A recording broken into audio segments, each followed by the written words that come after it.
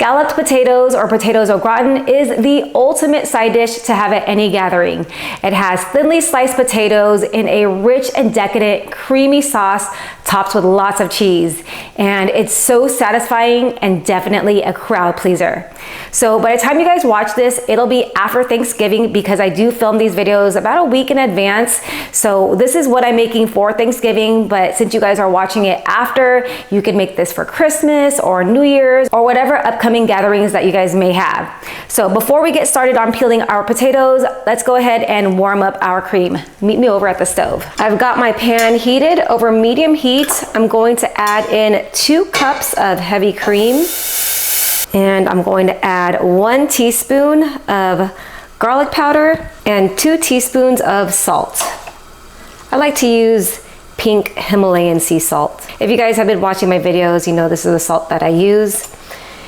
And that may seem like a lot of salt, but remember there's going to be 3 pounds of potatoes going in this scalloped potato recipe.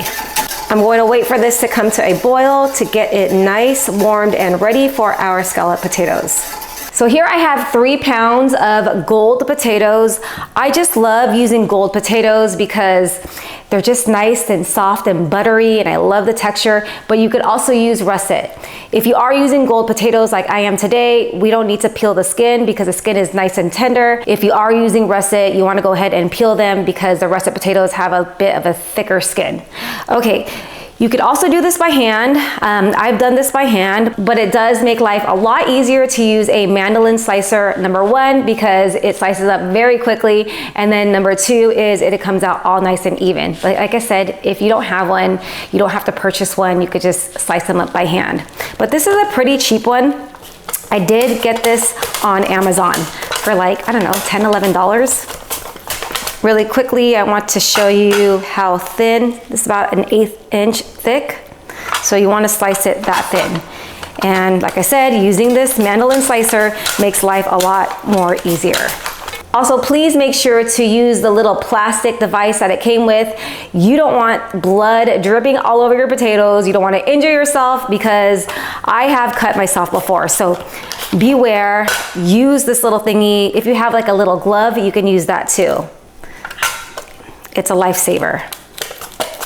I actually got this recipe from a friend that invited us for dinner, and I was helping her make it, and she busted out this nice fancy mandolin slicer. She told me that her husband just kind of splurged on it. But yeah, as I was helping her make it, I was like, wow, this is such a cool device.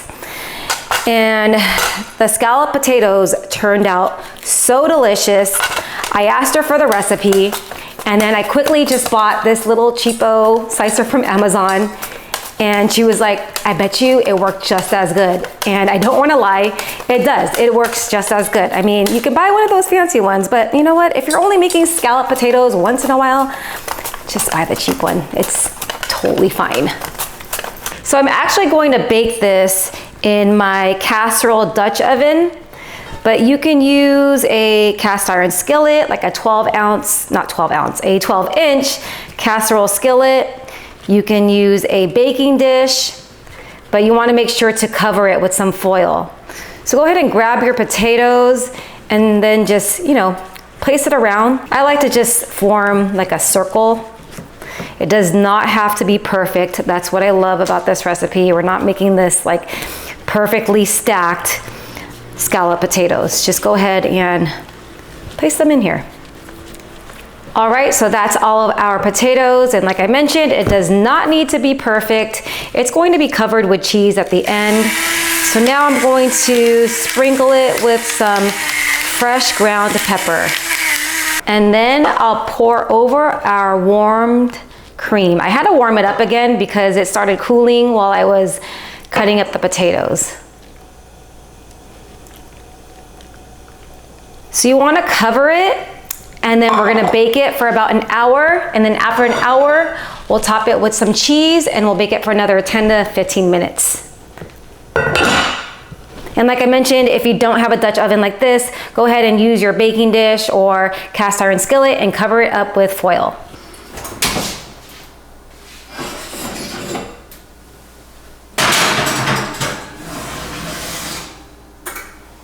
I just pulled our scalloped potatoes out of the oven.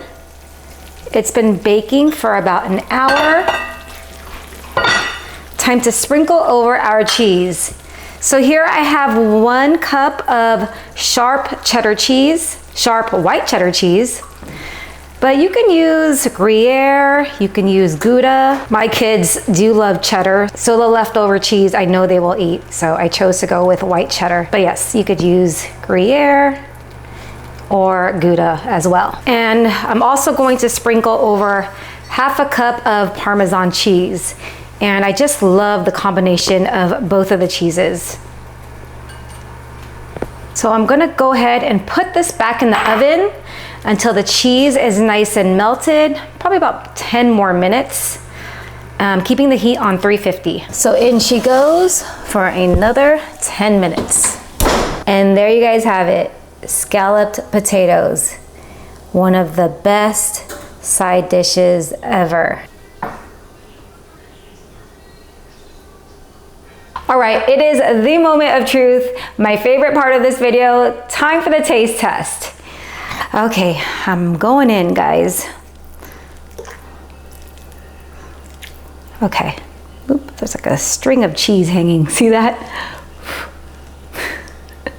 All right, oop. Cheers.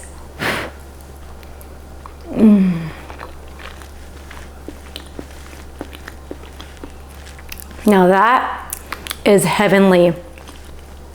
It just melts in your mouth. Using those gold potatoes, it's rich, it's decadent, it's cheesy, it's creamy, it's so delicious. It really is the ultimate side dish to make for this holiday season. And it's super easy. All I did was slice up some potatoes with the help of a mandolin, made it so quick and easy, heated up some cream, sprinkled over some cheese, and there you have it. Scalloped potatoes that look fancy, right? It looks like it's like a special side dish from a steak restaurant, like a fancy steak restaurant. It's so delicious.